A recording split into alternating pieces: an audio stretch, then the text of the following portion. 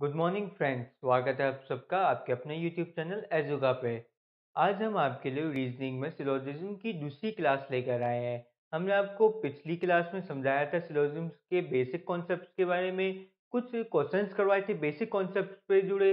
और इस क्लास में हम आपको आइदर और का और आपके पॉसिबिलिटीज के केस समझाएंगे, उसकी कॉन्सेप्ट समझाएंगे और फिर डिफिकल्ट क्वेश्चंस भी करवाने वाले हैं इसी वीडियो में। मतलब बेसिक से लेके एडवांस लेवल तक आपको पूरी तरीके से कॉन्सेप्ट को समझाना ही हमारा मोटो है। ठीक है, तो बिना कुछ देरी करे अब हम जल्दी से अपनी क्लास स्टार्ट करते हैं।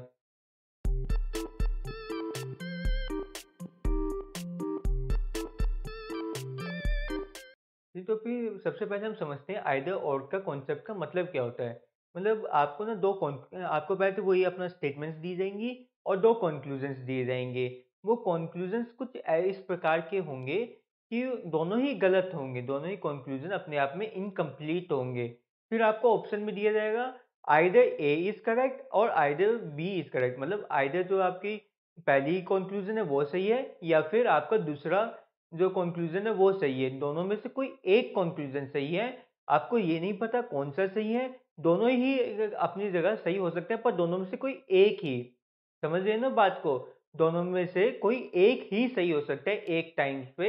हो सकता है पहला भी सही हो सकता है, दूसरा भी सही हो सकता है, पर कोई एक ही हो सकता है। दोनों एक साथ सही नहीं हो सकते। चलिए कुछ एग्जांपल लेके आपको समझाते हैं। जैसे कि हमारा ये क्वेश्चन आया, ये दो स्टेटमेंट है, ये दो कंक्लूजन है।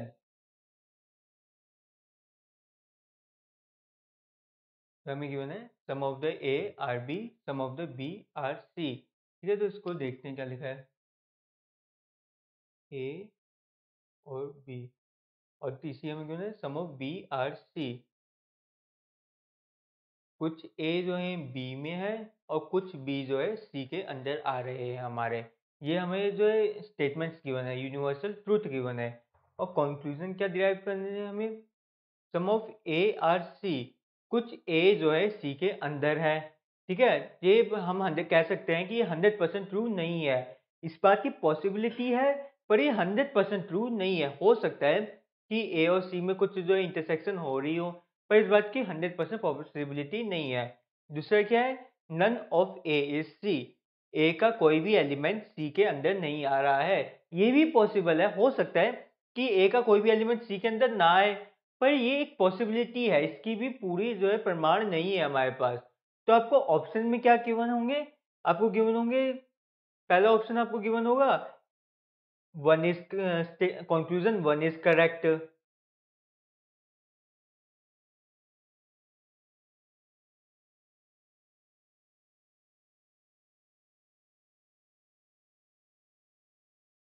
ये आपको ऑप्शंस गिवन होंगे।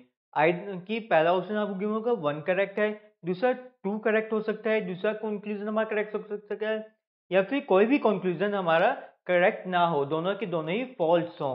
तीसरा, आइदर वन और टू इज करेक्ट।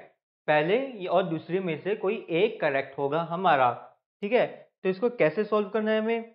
तो इसमें ना आप देखेंगे, वैसे तो आप कहेंगे कि हमने प्रूव कर लिया ये भी सही नहीं है, ये भी सही नहीं है, तो नाइडा वाला क्लिक करते हैं और चले जाते हैं, हमारा आंसर हो गया। पर इतने से काम नहीं चलेगा, आपको चौथा भी ट्राई करना पड़ेगा, आइडा वाला केस भी ट्राई करना पड़ेगा आपको। जैसे कि इसको देखिए, अगर हम देखेंगे कि इसमें कोई एक ही तो चीज हो सकती है, या तो कुछ ए और सी में कोई ओवरलैपिंग होगी, या फिर सी और ए में कोई भी ओवरलैपिंग नहीं होगी। इन दोनों में से कोई एक ही तो चीज पॉसिबिलिटी है ना।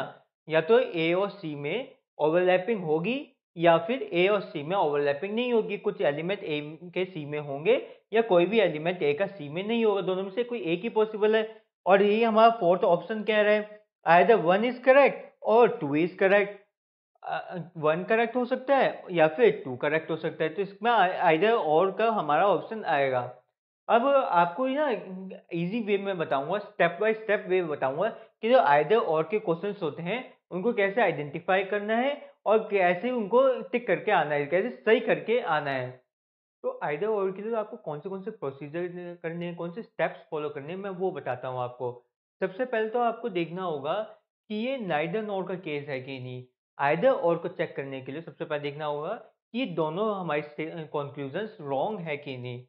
ठीक है, तब अगर ये दोनों कंक्लूजन रॉन्ग नहीं है या फिर इनमें से कोई एक सही है, तो फिर तो आपको आइदर और का चेक ही नहीं करना, जब तक आपको ये नहीं श्योर हो जाता कि दोनों कंक्लूजन ट्रू नहीं है, अपने आप में कंप्लीट ट्रू नहीं है, दोनों कंक्लूजन में से कोई भी एक अगर ट्रू हो गया तो फिर तो आप वो टिक करेंगे, कहानी खत्म करेंगे। पर जब आपको पता चल गया कि ये जो है दोनों ही नॉट ट्रू है, यानी कि नाइदर नॉर का केस है, ठीक है, तो फिर आप आगे बढ़ेंगे। उसके बाद आपको दूसरी चीज क्या देखनी है, उसके बाद आपको देखना है कि ये जो पर्सन्स की बात करी गई है इस स्टेटमेंट में हमारी, वो सेम पर्सन की बात करी है। हमारे कंक्लूजन वन और कंक्लूजन टू में दोनों में ही सेम पर्सन की बात करी गई है। जैसे कि ऊपर जो हमारे ए और सी की बात करी गई है, तो हमारे दूसरे कंक्लूजन में भी ए और सी की ही बात करी जाए, सेम पर्सन की बात करी जाए। ऐसे नहीं कि इसमें जो पहले में तो बात करें ए सी की और दूसरे में बात करें ए और बी की बात कर रहे हैं, तो उससे हमारा कोई मतलब नहीं है, फिर ये नाइदर नोर का केस नहीं बनता है। तो हमारा स्टेप टू में हम चेक करेंगे सेम पर्सन की बात करी जाए। फिर हम अपने तीसरे स्टेप में चेक करेंगे कि एक स्टेटमेंट जो पॉजिटिव हो, दूसरी स्टेटमेंट नेगेटिव हो। नेगेटिव स्टेटमेंट का क्या मतलब होता है, जब नन आ जाता है, नॉट आ जाता है, सम नॉट आ जाता है, ऐसे अक्षरों का यूज होता है, तो वो नेगेटिव स्टेटमेंट कहलाती हैं। अगर हमने जब पहले दो स्टेप कंप्लीट कर लिए, तो हम तीसरे स्टेप में ये चेक करेंगे कि ये स्टेटमेंट्स हैं, इनमें से एक पॉजिटिव है हमारी और एक नेगेटिव है।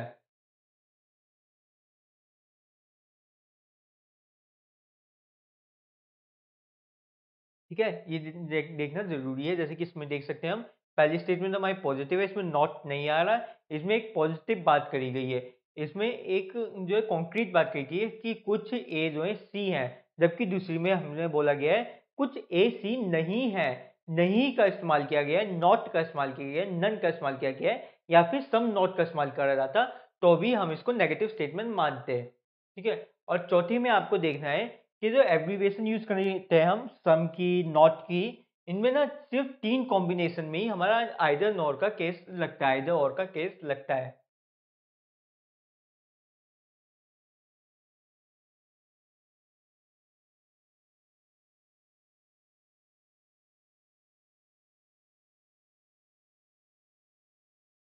ये सिर्फ हमारे तीन केसेस बनते हैं कि अगर आपके किसी दोनों में से किसी एक स्टेटमेंट में ऑल का यूज हो रहा हो और दूसरी में सम नॉट का यूज हो रहा हो, या फिर आपके किसी एक स्टेटमेंट में सम का यूज हो रहा हो, दूसरी में नॉट का यूज हो रहा हो, या तीसरी में किसी में सम का यूज हो रहा हो, और जो है हमारे तीसरा कंडीशन हम बता रहे हैं आपको, किसी में सम का यूज हो रहा हो दो कंक्लूजन में से, और दूसरे वाले में सम नॉट का यूज हो रहा हो, तो ही हम आइदर और लगाएंगे, वरना हम आइदर और नहीं लगाएंगे।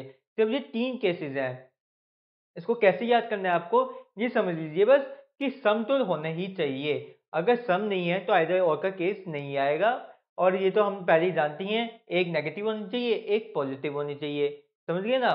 अगर इसमें ये ऑल और मतलब बेसिकली अगर किसी एक स्टेटमेंट में ऑल होता और दूसरे में नो होता, तो ये हमारा सम हमारा आइदर और का केस नहीं बन पाता।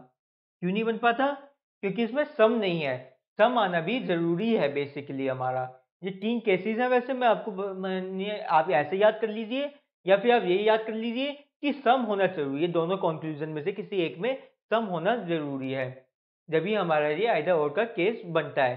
ठीक है, और इसमें क्या बात और भी एक चीज इंपॉर्टेंट चीज आपको याद करने की है कि जो अगर मान लीजिए आपका ना पहली स्टेटमेंट में दिया हुआ है ए पहले लिखा हुआ है और बी बाद में लिखा हुआ है, ठीक है, इस वाले केस में अगर हम बात करें,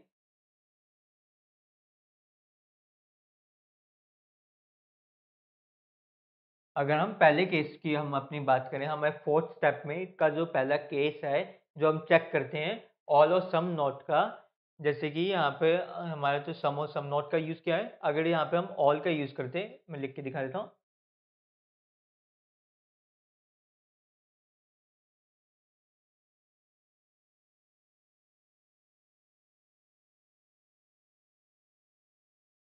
ठीक है, जैसे कि अगर इसका यूज करते हैं, एक जगह हम यूज करते हैं अपना केस नंबर वन की बात कर रहे हैं हम, एक जगह लिख देते हैं all of the A are C, और दूसरे में some of the A are not C. ठीक है, ये तो हमारा ट्रू हो रहा है क्योंकि इसमें ए और सी दोनों ही यूज करे गए हैं। पर अगर हम इसको पलट दें, ऑल में ना थोड़ा चक्कर होता है हमारा। अगर ए और सी की पोजीशन सेकंड सेंटेंस में बदल दी जाए, यानी कि some of C are not A, अगर ऐसे लिख दिया जाए तो हमारा आइदर और का केस नहीं बनता है। समझ रहे हैं ना?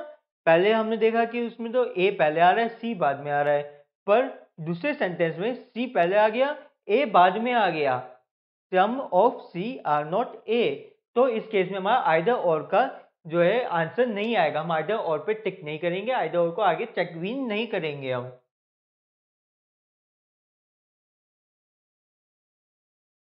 इसमें हमारा ए बी बी ए नहीं बन सकता है। हमारे जो पहले सेंटेंस में अगर ए बी है तो दूसरे सेंटेंस में बी ए नहीं बन सकता है। जबकि हमारे सम और सम नॉट और सम सम नॉट वाले जो केसेस हैं, यानी कि ये वाला हमारा केस है some of A are C और not none of A are C. ठीक है, तो भी ये दूसरा वाला सिनेरियो बन जाता है हमारा। इस वाले सिनेरियो में ए बी पहले आए या बाद में फिर बी ए बन जाए, उससे कोई भी मतलब नहीं होता है।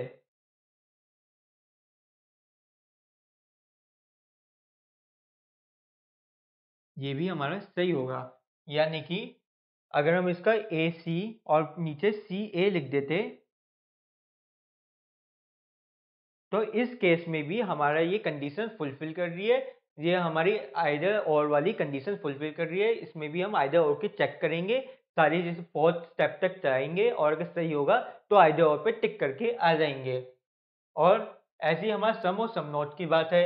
अगर द सम होता some of C are not A लिखा होता दूसरे सेंटेंस में, तो भी हम ए सी को इधर उधर कर सकते हैं। सिर्फ ये ऑल के कारण ही थोड़ा चक्कर पड़ता है हमारा।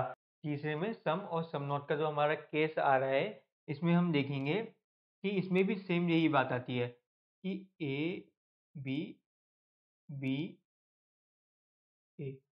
ठीक है, मतलब बस वो पहले वाले में ही थोड़ा डिफरेंस आ रहा था ऑल के कारण, वरना सम में तो बी पहले आ जाए ए पहले आ जाए एक ही बात होती है। ऐसे हमारे नॉट में भी एक ही बात होती है, पहले बी आ जाए या ए पहले आ जाए। जैसे इसको ना लॉजिकली समझिए आप। अगर आपका गिवन हो बी इज नॉट ए, या फिर आपका गिवन हो ए इज नॉट बी, दोनों में डायग्राम तो सेम ही बनेगा ना। दोनों में डायग्राम का तो अंतर आएगा नहीं, दोनों में ही हम गोला मारेंगे और कट मार देंगे, दोनों में सेम ही तो डायग्राम बना। अब पहले ए लिखा या पहले बी लिखा उससे कोई मतलब ही नहीं है हमारा। ऐसे ही अगर हमारा सम ऑफ लिखा होता, सेम हमारा सम में भी होता है।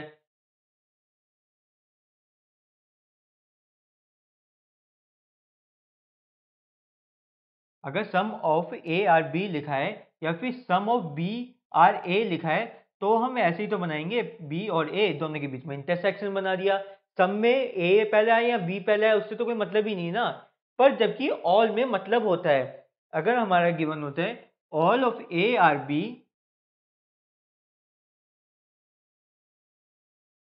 ठीक है, अगर हमें गिवन होता है all of A are B, तो हम कैसे बनाते हैं, बी पहले बनाते हैं उसके अंदर ए बनाते हैं। जबकि अगर उल्टा गिवन होता है all of B R A, तो हम उल्टा बना देते हैं। ठीक है, तो मतलब अंतर पड़ गया ना, हमारे डायग्राम में चेंज हो गया। सिर्फ एक स्टेटमेंट में ए और बी की पोजीशन बदलने से हमारा पूरा का पूरा डायग्राम चेंज हो जाता है। इसलिए ऑल जब आता है तो इसमें पोजीशन सेम रहनी चाहिए। जबकि सम नॉट या सम सम नॉट वाला केस होता है उसमें पोजीशन चेंज हो सकती है। चलिए अब हम कुछ क्वेश्चन करते हैं, आपको बेटर अंडरस्टैंडिंग होगी उससे। तो पहला क्वेश्चन है हमारे सामने, क्या कह रहा है ये, some years are decades, all centuries are decades. ठीक है, तो सम ईयर आर डेकेड्स, पहले ईयर ये डेकेड, दोनों में इंटरसेक्शन हमने बना दिया। फिर ऑल सेंचुरीज आर डेकेड, जो भी ऑल सेंचुरीज आर डेकेड, तो सेंचुरी छोटा होगा, ऑल सेंचुरीज ना, सेंचुरी पहले आया तो सेंचुरी छोटा होगा, सारी की सारी सेंचुरी डेकेड्स के अंदर आनी है। ठीक है, और फिर हमसे जो कंक्लूजन्स क्या क्या पूछे गए हैं, सम सेंचुरीज आर ईयर, कुछ सेंचुरी जो हैं ईयर हो सकती हैं। क्या कुछ सेंचुरी ईयर हो सकती हैं हमारी, ये पॉसिबल भी है और नॉट पॉसिबल भी है। ठीक है, तो इसको हम पहले वाली कंडीशन को मना कर देंगे कि नहीं, नॉट पॉसिबल है, क्योंकि हमें बड़ी नेगेटिव माइंड से क्वेश्चनों को करना है। कम से कम जो है मार्क्स देने हैं बच्चे को, मतलब ऐसा करना है कि ज़्यादा से ज़्यादा नेगेटिव निकाल सकें हम स्टेटमेंट्स को, ज़्यादा से ज़्यादा गलत साबित कर सके स्टेटमेंट्स को। फिर दूसरी स्टेटमेंट है सम डेकेड्स आर ईयर, क्या कुछ डेकेड ईयर हैं? ये तो पॉसिबल है, बल्कि ये तो हम चाह के भी मना नहीं कर सकते हैं। क्यों नहीं कर सकते चाह के मना? क्योंकि हमें पहले ही गिवन है सम ईयर्स आर डेकेड्स, पहले गिवन है तो हम मना नहीं कर सकते चाहकर भी। फिर तीसरी हमें नो सेंचुरी इज ईयर, कोई भी सेंचुरी जो है ईयर नहीं होगी। तो ये पॉसिबल भी है और नॉट पॉसिबल भी है। हमें स्ट्रिक्ट चेकिंग करनी है, हमें जो नेगेटिव माइंड से काम करना है, तो हम नॉट पॉसिबल लिख के आ जाएंगे। अब मैं इसको नॉट पॉसिबल लिख के आ जाएंगे। अब आप देखेंगे कि सिर्फ टू ही सही है हमारा, ऑप्शन में हमें गिवन भी है। क्या गिवन? हमें डी ऑप्शन गिवन है कि ओनली टू फॉलोज। तो आप कहेंगे टू लिख के आ जाओ, पर इससे काम नहीं चलेगा। आप ऑप्शन थ्री देखिए, ऑप्शन थ्री क्या कह रहा है? ऑप्शन थ्री आइदर और का ऑप्शन है, हमें अब आइदर और भी चेक करना पड़ेगा। क्यों? क्योंकि वो कह रहा है आइदर वन और three follows and two follows. इस लैंग्वेज को समझने की कोशिश करिए। वो कहना चाह रहा है कि वन और तीन में से कोई एक फॉलो करेगी और टू तो फॉलो करेगी ही करेगी, ये बोलना चाह रहा है हमें ऑप्शन सी में। तो हमें ये तो पता ही है कि टू फॉलो करेगी, अर्थात डी भी हो सकता है हमारा, ई भी हो सकता है। तो ई को अब हम चेक करते हैं। अगर ई सही, सी को हम चेक करते हैं, अगर सी सही हुआ हमारा तो हमें सी ही लिख के आना पड़ेगा, क्योंकि सी और काफी ज्यादा इंफॉर्मेशन प्रोवाइड कर रहा है, जबकि डी सिर्फ टू के बारे में इंफॉर्मेशन प्रोवाइड कर रहा है, और सी जो है और भी ज्यादा, टू तो हमें सही बता ही रहा है और आगे भी इंफॉर्मेशन प्रोवाइड कर रहा है। तो हम देखते हैं पहली और दूसरी स्टेटमेंट्स को चेक करते हैं कि देखिए पहले कैसे चेक करना है।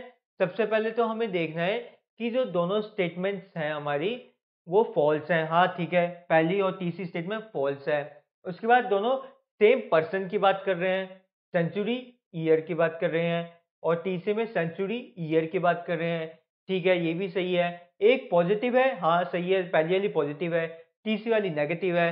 ठीक है, तो हमारा तीसरा स्टेप भी, तीनों स्टेप कंप्लीट हो जाते हैं। अब चौथे स्टेप पे जाएंगे कि ये कौन सा वाला केस है। सम और नॉट वाला केस है, सम नॉट वाला केस है। ठीक है, तो हम इसमें कह सकते हैं कि ये आइदर और लगेगा, अर्थात either one is true, either और थ्री इज ट्रू। वन और थ्री में से कोई एक ट्रू हो गया हमारी। सिंपल सा है, कुछ आपको डायग्राम भी नहीं बनाना, कुछ देखना भी नहीं है, बस स्टेटमेंट्स को पढ़ना है। आइदर और में तो बहुत ही आसान होता है, सिर्फ स्टेटमेंट्स को पढ़ना है और आपको समझ में आ जाएगा। पहले तो ये तो आपको मार्क करना पड़ेगा कौन सी सही है कौन सी फॉल्स है। ठीक है, तो इसका आंसर सी है। अब हम अगला क्वेश्चन देखते हैं। दूसरा क्वेश्चन क्या कह रहा है हमसे? सम मोबाइल्स आर कैलकुलेटर, मोबाइल बनाया, कैलकुलेटर बनाया।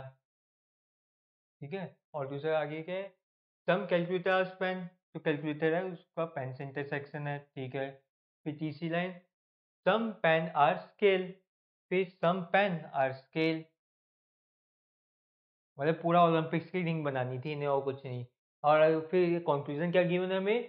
No calculator is scale. क्या हम कह सकते हैं कि कोई भी कैलकुलेटर स्केल नहीं है? हम ऐसे, ये पॉसिबल भी है और नॉट पॉसिबल भी। हमें नेगेटिव सोचना है, इसलिए हम फर्स्ट स्टेटमेंट को फॉल्स बोल देंगे। दूसरी स्टेटमेंट देखते हैं। At least some calculator are scale, at least some calculator are scale. ठीक है, कुछ कैलकुलेटर स्केल होने चाहिए। ये पॉसिबल भी है और नहीं भी। नहीं तो इसी के केस में आप देख सकते हैं नहीं पॉसिबल और पॉसिबल होता अगर स्केल और ये दोनों इस वाले, इन दोनों में ये वाला रीजन कॉमन होता हमारा। अगर स्केल जो है हमारे और कैलकुलेटर दोनों के बीच में सेम ये वाला रीजन कॉमन होता तो ये पॉसिबल होती हमारी स्टेटमेंट। पर हमें नेगेटिव माइंड से सोचना है, इसलिए हम सेकंड वाले को भी रॉन्ग कर देंगे। अर्थात अगर आपके एक केस में पॉसिबिलिटी आ रही है और दूसरे केस में पॉसिबिलिटी नहीं आ रही है, तो अब नहीं करके आ जाएंगे। अच्छा, मैंने देखा है बच्चे बताऊं क्या करते हैं, वो थोड़ा अजीब सा डायग्राम बना देते हैं जिसके कारण उनका आंसर यस आ रहा होता है। मैं समझाता हूँ।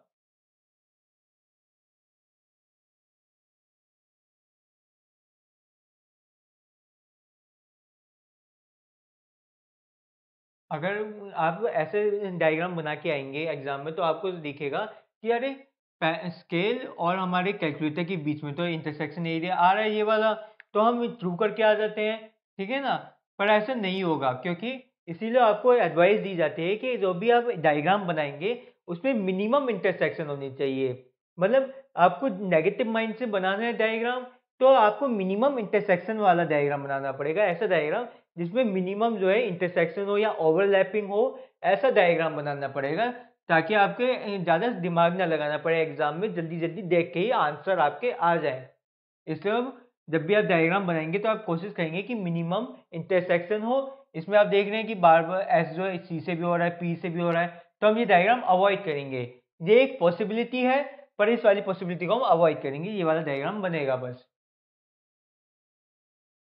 अब क्या किया हमें एटलीस्ट, ठीक है, तो पहली और दूसरी दोनों की गलत हो गई, ठीक है। तो इसमें नाइदर नॉर का आप कहेंगे नाइदर नॉर का केस आएगा, पर हम देख रहे हैं कि इसमें आइदर और के भी हमें चेक करना पड़ेगा। जब नाइदर नॉर का आए तो आइदर और के लिए भी चेक करें। तो सबसे पहले तो दोनों नॉट पॉसिबल हैं, दोनों नॉट ट्रू हैं। उसके बाद एक पॉजिटिव है हमारी, एक नेगेटिव है, ठीक है। दोनों में कैल्सी और कैलकुलेटर और स्केल की बात करी गई है, ठीक है।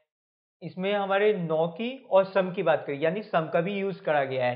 तो अर्थात ये आइदर और का केस होगा हमारा, और इसमें जो है हमारा आंसर आइदर ए और बी होगा। समझ गए ना, फोर्थ स्टेप में हमने देखा कि सम भी यूज हो रहा है। चलिए अब हम अगला क्वेश्चन देखते हैं। अगला क्वेश्चन हमारे सामने, सम पेन्स आर निडल, कुछ पिन निडल है, ठीक है। और ऑल निडल्स आर रॉप, जितनी भी निडल्स हमारी सब रॉप हैं, ठीक है। देखिए ऐसे बनाया मैंने ताकि मिनिमम इंटरसेक्शन हो। इसमें भी जो है हमारे पी और आर के बीच में मिनिमम इंटरसेक्शन दिखाई दे गया इस डायग्राम से। और क्या पूछा है, सम रॉप्स आर बकेट, कुछ रॉप जो है बकेट है हमारी, ठीक है। और ऑल बकेट आर ट्री, जितने भी बकेट हैं सब ट्री हैं, ठीक है। ठीक है, ये तो हमारे चार हो गए स्टेटमेंट्स, चार यूनिवर्सल ट्रूथ हो गए। इसके बेस पे कंक्लूजन क्या पूछा गया हमसे, सम बकेट्स आर पिन, क्या कुछ बकेट हमारी पिन है। देखें, कुछ बकेट पिन, ये पॉसिबल भी है और नॉट पॉसिबल भी, तो फिर हम मना कर देंगे, नहीं, not true, not completely true है ये पूरी तरीके से सच नहीं है, हो भी सकता है नहीं भी हो सकता है। दूसरा, सम रॉप आर पिन, कुछ रॉप जो है पिन है। अब ये तो हमें पॉसिबल करना ही पड़ेगा, क्योंकि ये तो हमें गिवन ही है स्टार्टिंग में, सम रॉप आर निडल्स और all needles are pin, all needles are rope, some pins are needle and all needles are rope, ठीक है। ये तो हमें गिवन ही है, तो हमें ये सेकंड स्टेटमेंट को ट्रू मानना ही पड़ेगा। फिर तीसरी स्टेटमेंट हमारी, नो बकेट इज पिन, कोई भी बकेट हमारी पिन नहीं है, कोई भी बकेट पिन नहीं है। ये पॉसिबल भी है और नॉट पॉसिबल भी। नॉट पॉसिबल क्यों, क्योंकि हम इसी डायग्राम में देख सकते हैं अभी पॉसिबल नहीं दिखाई दे रहा, तो हम इसे काट देंगे।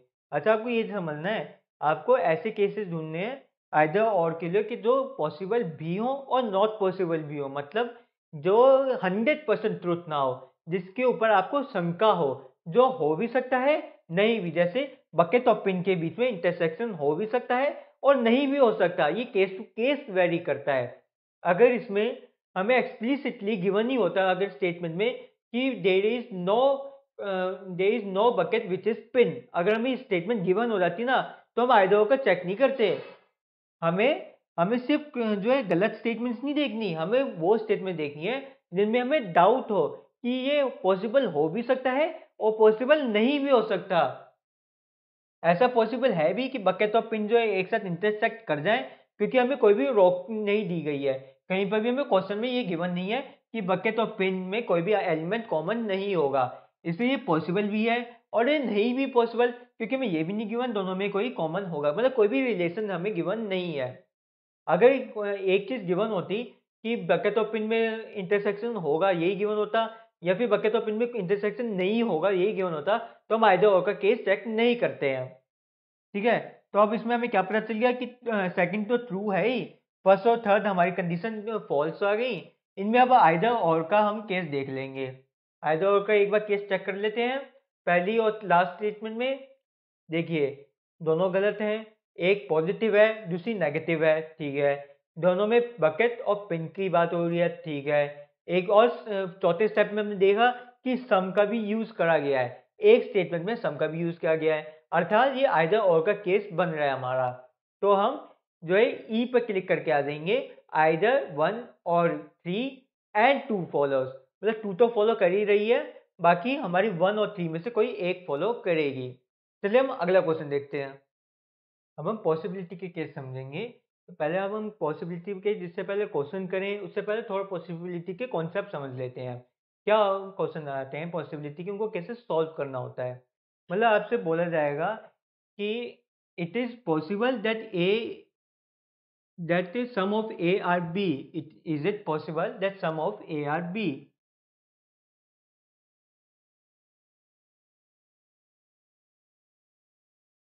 ठीक है ना। और अगर मान लो आपको डायग्राम कुछ इस प्रकार का गिवन है, ठीक है, मान लो आपने जो वेन डायग्राम बनाया वो कुछ इस प्रकार का बनाया था, और फिर आपको ये पॉसिबिलिटी गिवन है, is it possible that some of A are B. तो आप कहेंगे कि ये जो है हम देख रहे हैं कि पिछले क्वेश्चनों में हम करते आ रहे हैं, अगर दोनों में हो भी सकता हो और ना भी हो सकता हो तो हम नहीं लिख के आ जाते हैं, क्योंकि हमें बड़ी ही नेगेटिव माइंड से क्वेश्चन को करना होता है। वैसे तो जीवन में सब कुछ पॉजिटिव माइंड से करना चाहिए, पर हमारे सिलोजिज्म के जो क्वेश्चन होते हैं उनको नेगेटिव माइंड से करते हैं हम, ठीक है ना। पर इसमें ना जब पॉसिबिलिटी आ जाता है ना तो सब कुछ बदल जाता है, क्योंकि पॉसिबिलिटी का मतलब होता है कुछ भी, कोई भी 1% चांस भी है अगर किसी इवेंट के होने के, तो आप ट्रू लिखेंगे। अगर किसी इवेंट के होने के 1% चांस भी है तो आप उसको ट्रू लिख के आएंगे। पहले तो हम कह रहे थे अगर कोई इवेंट 100% ट्रू ना हो तो हम उसको फॉल्स लिख के आते हैं, पर जब पॉसिबिलिटी अक्सर आ जाता है तो किसी इवेंट के अगर 1% चांस भी है ट्रू होने के तो हम उसको ट्रू लिख के आएंगे।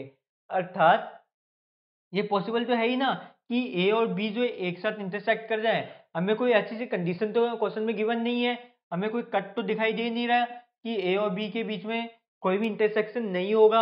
अगर ये गिवन होता तो फॉल्स लिख देते, पर अगर कोई कंडीशन नहीं गिवन तो हम इसको ट्रू मान के आ जाएंगे, ठीक है ना। तो हम इसको, क्योंकि ये पॉसिबल है कि ऐसा हो, पर इसमें ना पॉसिबिलिटी के क्वेश्चनों में एक एक्सेप्शन भी होती है हमारी, जो बच्चों को अक्सर कंफ्यूज कर जाती है।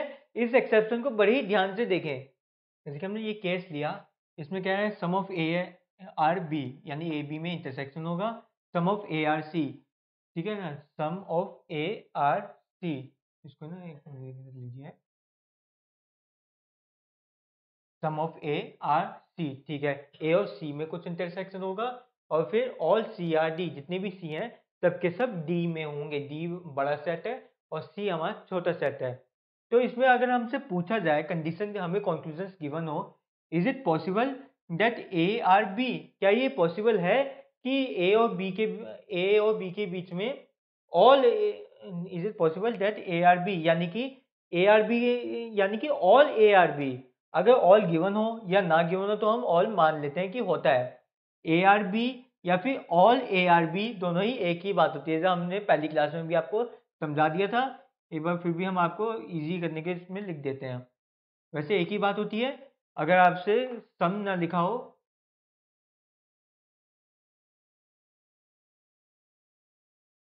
और जो है सिर्फ गिवन हो ए आर बी, तो इसका मतलब ऑल होता ही है, ऑल जो है लिखने की जरूरत नहीं होती है। चलिए इसको देखते हैं। तो इसमें क्या है, अगर ये हमसे लिखा हुआ है is it possible that all A are B, क्या ये पॉसिबल है कि ए, जितने भी ए हैं सबके सब बी हों। आप देखेंगे ये पॉसिबल है, क्योंकि हमें कहीं भी मनाही नहीं करी गई है, इससे हम ये पहली कंडीशन तो ट्रू मान लेंगे, ठीक है ना, समझ गए ना। ये पॉसिबल है, ये पॉसिबल है भी और नहीं भी पॉसिबल है कि ए जो है पूरा का पूरा बी के अंदर समा जाए, ये पॉसिबल भी है, और हो सकता है ये ना भी हो सकता है हमारा सिंपल से ऐसे ही डायग्राम बन जाए, ये भी पॉसिबल है। दूसरा हमसे पूछा है it is possible that some of A are B, ये पॉसिबल है क्या कि कुछ ए जो है बी के अंदर हो, ठीक है ना। जब ऐसी कंडीशन हो ना तो आप कहेंगे कि ये तो पॉसिबिलिटी तो है इस बात की, हम डायग्राम में देख सकते हैं, पर आपको इसमें रॉन्ग लिख के आना है। क्यों लिख के आना है, पॉसिबिलिटी में ये नियम होता है, एक एक्सेप्शन होती है, जब तक आंसर आपका 99% ट्रू हो तभी आपको पॉसिबिलिटी ट्रू माननी है। अर्थात अगर आपका 100% ट्रूथ आ गया, ये बिल्कुल ही स्टेटमेंट एकदम ही क्वेश्चन से ही उतार ली, यूनिवर्सल ट्रूथ ही है हमारा, सम ऑफ ए आर बी, तो आप इसको पॉसिबिलिटी के आने के कारण ये फॉल्स हो जाएगा। पॉसिबिलिटी रिप्रेजेंट कर रहे हैं कि 100% ट्रूथ नहीं है, पॉसिबिलिटी रिप्रेजेंट दैट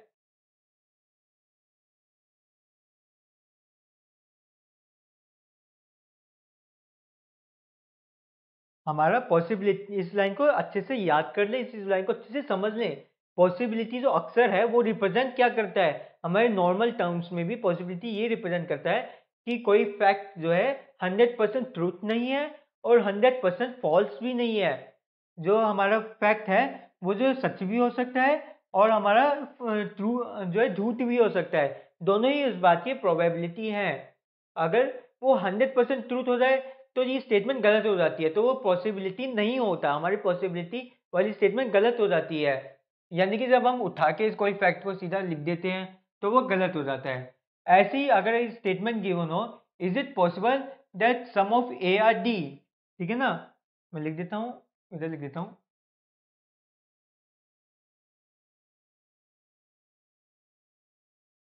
ठीक है।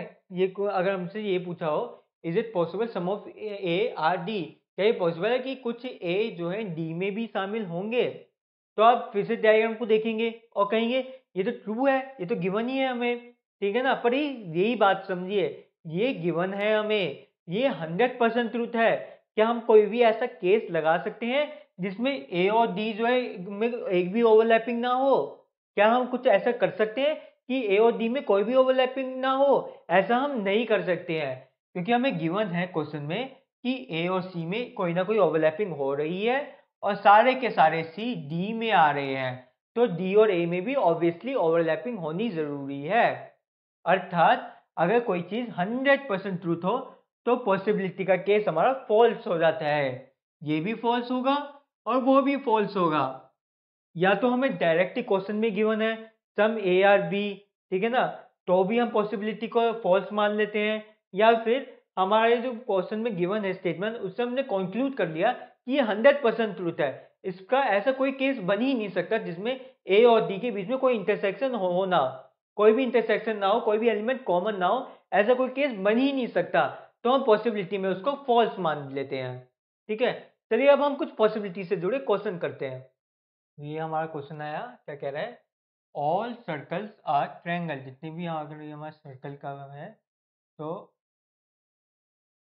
ये हमारा ट्रायंगल का बन जाएगा, ठीक है। ऑल सर्कल्स आर ट्रायंगल, और क्या कह रहे हैं, सम ट्रायंगल्स आर स्क्वायर, कुछ ट्रायंगल जो है हमारे स्क्वायर भी होते हैं, ठीक है, स्क्वायर नहीं sorry rectangle, some square some triangles are rectangle, all rectangles are square, जितने भी रेक्टेंगल हैं सबके सब स्क्वायर होते हैं, ठीक है।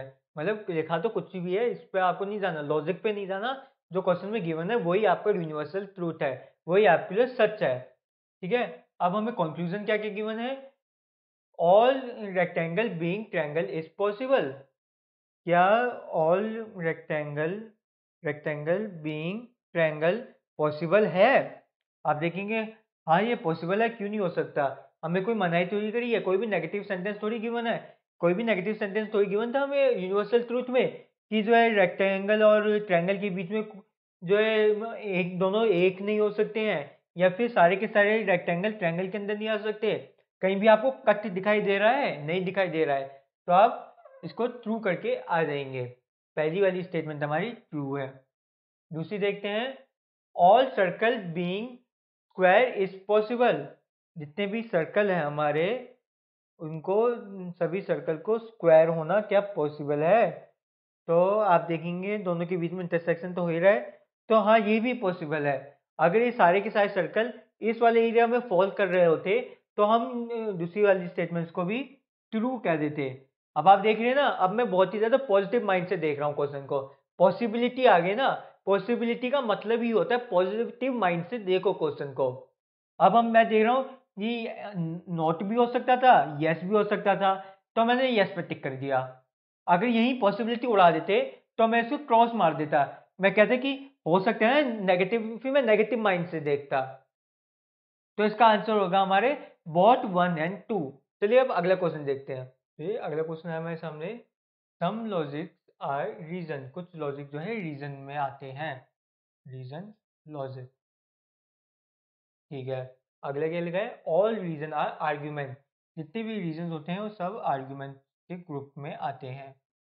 ठीक है, ऑल आर्ग्यूमेंट्स आर फाइट, और जितने भी आर्ग्यूमेंट्स होते हैं सब फाइट के ग्रुप में आते हैं, सब हमारे फाइट के ग्रुप में आते हैं। ठीक है, और नो फाइट इज डिस्कशन, कोई भी फाइट जो है डिस्कशन नहीं हो सकता है। तो फाइट पर एक कांटा लगाया हमने और एक डिस्कशन का गोला बना के उस पर भी कांटा लगा दिया।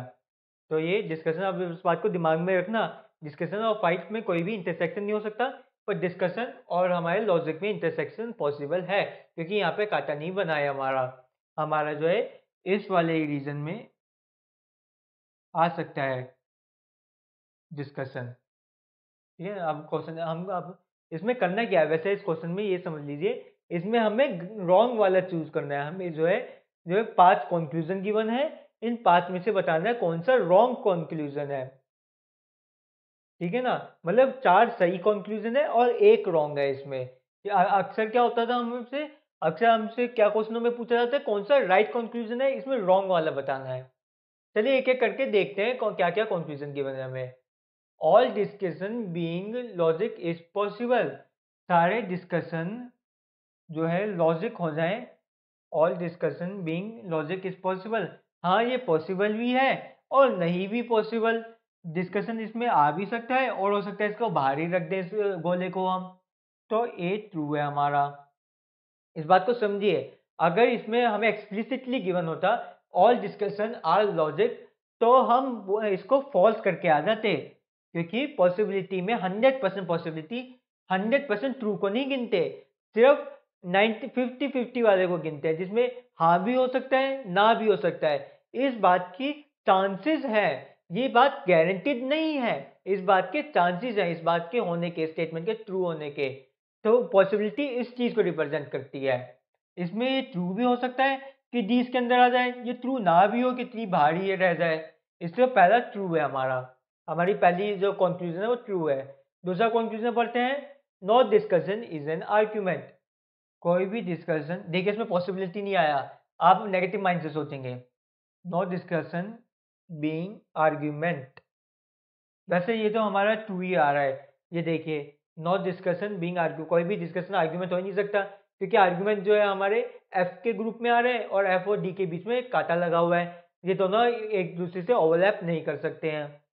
तो हमारा बी भी ट्रू हो रहा है। सी देखते हैं, all logic being discussion is possible, सारे लॉजिक जो हैं डिस्कशन हो जाए, क्या ये पॉसिबल है? ये फॉल्स आ गया। ये समझिए, ये क्यों फॉल्स आ गया, क्योंकि ये जो हमारे बीच का एरिया है, ये जो बीच वाला एरिया है, इसमें आप देखेंगे ये बीच वाला एरिया लॉजिक में भी आ रहा है और एफ के ग्रुप में भी आ रहा है। तो ये एरिया जो है किसी भी हालत में डी में नहीं आ सकता है, क्योंकि डी पे कांटा लगा है, एफ पर भी कांटा लगा है, अर्थात सिर्फ इतना ही एरिया डी में आ सकता है। अर्थात all logics can not be discussion, और इसमें लिखा है all logic being discussion is possible, तो हम कैंसिल कर देंगे सी को, इट इज नॉट पॉसिबल, ये 100% फॉल्स है, ये हो ही नहीं सकता।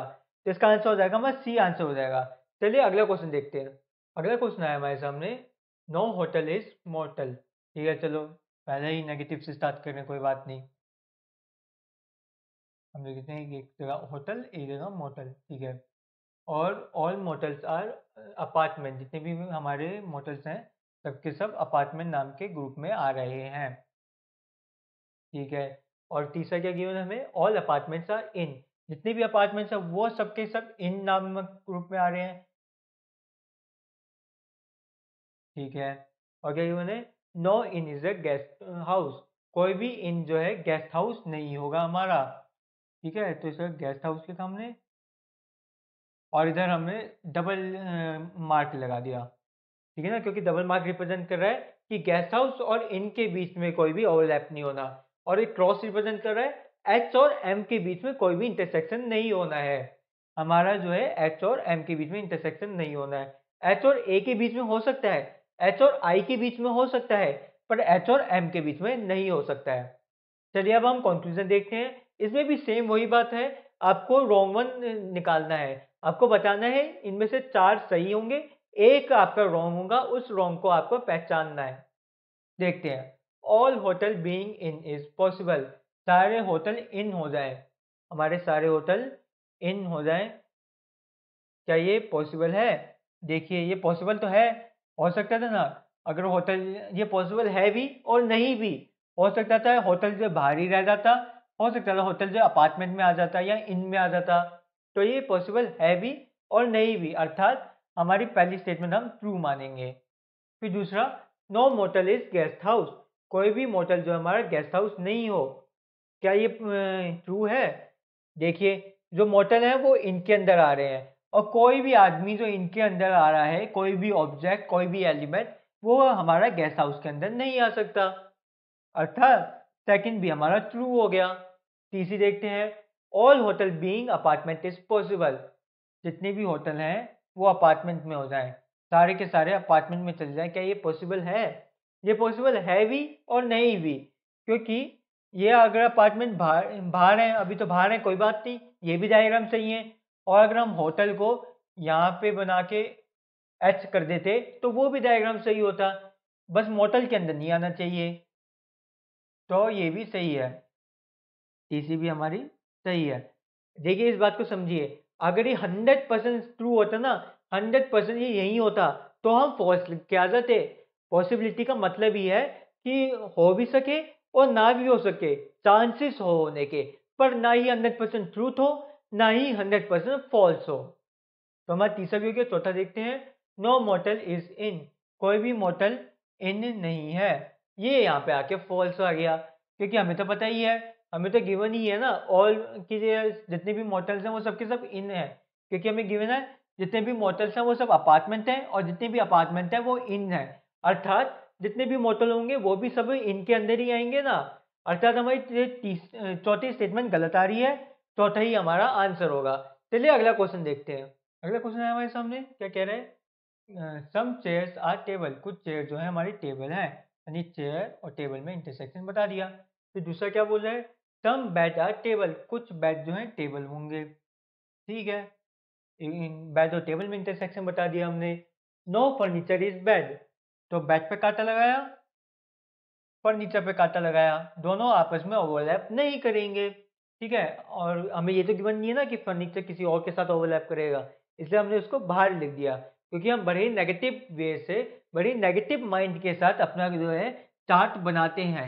इन क्वेश्चनों को हमें बड़े ही डाउटफुल माइंड के, क्या कहते हैं उन्हें, बड़े ही शक्की दिमाग के साथ इनको बनाना होता है, हमें ज़्यादा से ज़्यादा गलत साबित करनी है स्टेटमेंट्स को, ठीक है। तो क्या गिवन है हमें conclusion, all chair being furniture is possible, सारी की सारी चेयर फर्नीचर हो जाए, क्या ये पॉसिबल है? अब देखेंगे कि इस वाले इंटरसेक्शन में क्या ये वाला एरिया फर्नीचर में आ सकता है? हाँ आ सकता है। ये बीच का एरिया आ सकता है? हाँ आ सकता है, क्योंकि टेबल पे नहीं, सिर्फ बी पे क्रॉस लगा हुआ है, तो हम कह सकते हैं ये पॉसिबल है भी और नहीं भी, अर्थात इसको हम ट्रू मानेंगे पहली कंडीशन को। दूसरा क्या गिवन है हमें, some table are not bad is possible, कुछ टेबल जो है बैड ना हो, क्या ये पॉसिबल है? कुछ टेबल बैड ना हो, ये हमारा पॉसिबल है भी और नहीं भी पॉसिबल। हो सकता है ये पूरा का पूरा टेबल जो है अंदर आ रहा था, फिर ये इंटरसेक्शन, ये वाला इंटरसेक्शन एरिया भी अंदर ही आ जाता, कोई बात नहीं, कोई मनाही थोड़ी है, कोई कट थोड़ी लगा है इनके बीच में, ये तो सिर्फ बी और एफ के बीच में कट लगा हुआ है, तो ये पॉसिबल था भी और नहीं भी पॉसिबल था, क्योंकि इस कंडीशन को देखिए, अभी अभी तो पूरे के पूरा टेबल जो बी के अंदर नहीं आ रहा है, वो भी सही है हमारा, इससे सेकंड को हम ट्रू कर देंगे, क्योंकि 100% पॉसिबल नहीं है, जो हो भी सकता है नहीं भी हो सकता है, अर्थात इसमें आंसर होगा हमारा बोथ ट्रू। इसमें हमें जो है ट्रू वाले निकालने थे, जैसे पिछले क्वेश्चन में तो हमने फॉल्स वाले निकालने थे, इसमें ट्रू निकालने थे, बोथ 1 एंड 2 आर ट्रू। चलिए अब ऐसे कितने ही क्वेश्चन आ जाए, कैसे ही क्वेश्चन आ जाए, आइदर और का, पॉसिबिलिटी का, आप सभी बड़ी आसानी से निकाल सकते हैं। बस पहले अपना ये चार्ट बनाइए, बहुत ही ज़्यादा नेगेटिव माइंड के साथ चार्ट बनाना है, इसमें कम से कम इंटरसेक्शन हो ऐसा चार्ट बनाना है, फिर सॉल्व करते चले जाइए। अगर आपको अब भी कोई डाउट होगा इस चैप्टर में, इस टॉपिक में, तो हमें कमेंट सेक्शन में ज़रूर बताएं। अगर आपको हमारी वीडियो पसंद आ गए हो तो लाइक शेयर कमेंट करना ना भूलें, और अगर आपने अब तक हमारे चैनल को सब्सक्राइब नहीं किया तो नीचे दिए गए सब्सक्राइब बटन को क्लिक करें और उसके साथ में बेल आइकन को क्लिक करें ताकि हमारी लेटेस्ट नोटिफिकेशन आपको मिलती रहे। Thank you.